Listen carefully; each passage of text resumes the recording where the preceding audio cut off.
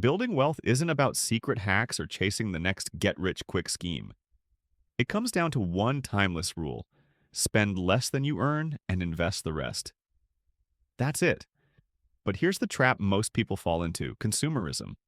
The pressure to buy the latest phone, the trendy sneakers, the fast fashion that goes out of style in weeks. Ask yourself, do you really need that latest gadget, or are you just trying to keep up? Every dollar you don't spend on stuff you don't need is a dollar that can go toward buying your freedom.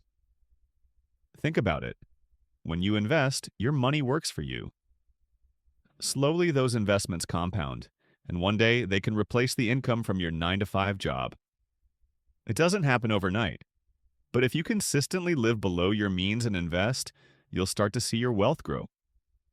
That's the path to financial freedom: the ability to live life on your terms without depending on a paycheck.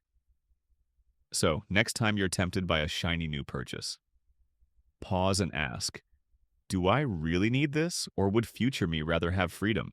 Because every small choice adds up.